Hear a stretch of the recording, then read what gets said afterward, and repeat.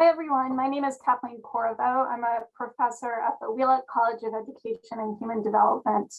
And I'm actually going to take us into a slightly different direction when we think about misinformation. And I'm going to attempt to argue in the next 5 minutes that we really need to consider misinformation, not just for the adults in our lives, but also when considering young learners. Next slide. So the reason why this is such a critical question for young learners is because not everything can be learned through firsthand experience. Can you do the next click, Brian?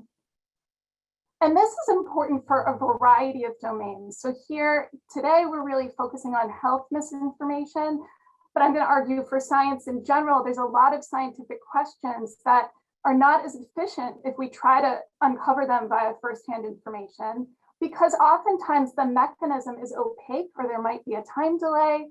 And so children really need to be relying on trusted sources to think about issues like disease transfer and prevention, but not just for science. It's important when considering religion. The entire basis of religion is based on faith.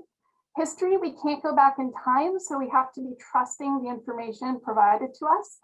Social and moral conventions like hand washing. How long should you be washing your hands? What's the timing? What's the duration of that hand washing? And then language learning in general. So the picture here that I'm showing you is my oldest daughter who just turned 13 this week, and she's learning language via the Handbook of Language Acquisition, which I'm just going to argue is a less efficient way to learn language in a society. And it's also important for just arbitrary facts. So like why the BU mascot is named Rhett. And again, here we'd want to be turning to a trusted source to try to understand that information. Next click.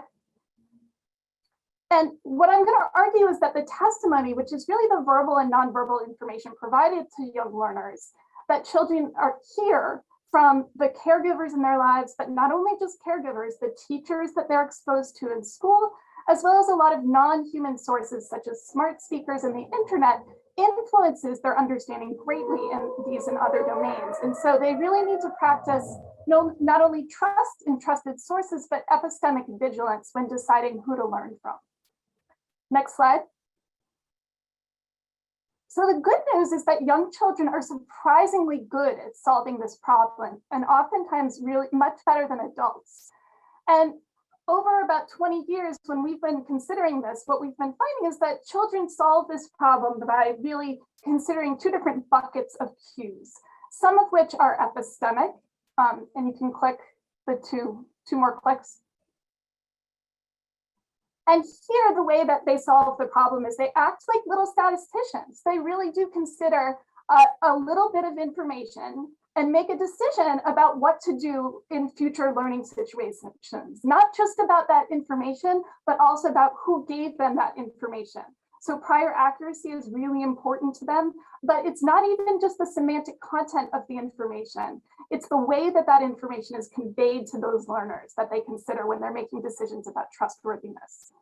The other bucket of cues that they use is social information, and you can do 2 more clicks here. And here, when they're thinking about this, they're acting like little social psychologists. So they're asking questions about whether or not the speaker is someone that's like them in terms of social information. Now, when we're considering this for young learners, we really have to consider this question of like, is this a good thing? And the answer is it really is for them to be surprisingly selective about who to turn to.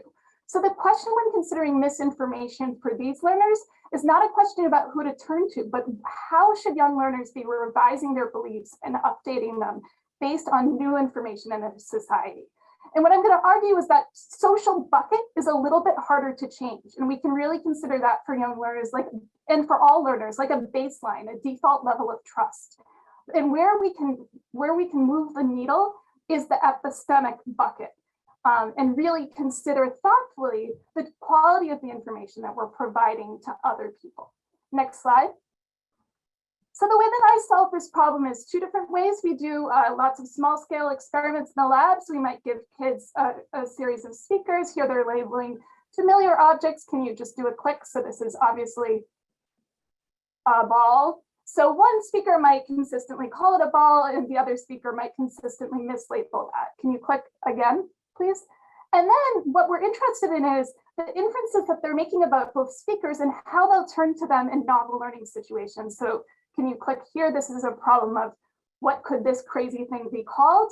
And what we find is children are very selective. They make epistemic decisions based on this prior information about who to selectively turn to. The other way that we solve this problem, can you do one more click for me, is through naturalistic experiments or naturalistic observations. So another click, where we look at how children are learning from the people in their lives in real world settings. So here's two informal learners trying to explore some circuits together.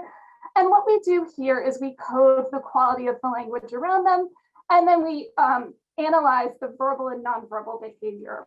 So two more clicks. And then we make inferences about who they turn to in novel learning situations, how they generalize that information when they're in new learning situations. All right, next slide, please.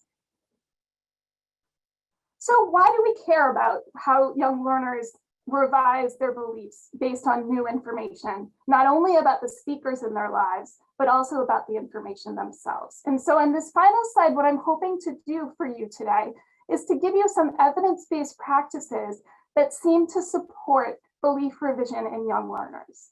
So one way is through just high quality education. And unlike the adults in this room, learners actually are being explicitly taught this in school via the next generation science standards. And so we can do a very good job of really supporting that in terms of young learners by recognizing the fact that science is constantly updating. And just because something is being updated, that doesn't mean that the process itself is wrong.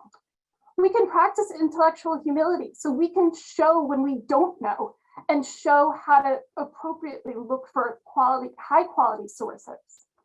We can really focus on that epistemic bucket and really make sure that we're focusing on high quality explanations for learners. We can recognize variability between verbal information and nonverbal information.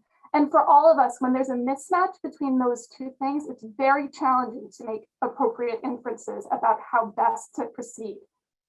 We can write claims down. So over several studies, what we found is that written sources are actually trusted at a significantly higher level. And so if you want someone to trust something, write it down. If you want someone to revise your beliefs, having the author be absent is actually much more challenging. And then we can recognize the roles of all of us in appropriately modeling how best to be providing information to young learners. Thank you.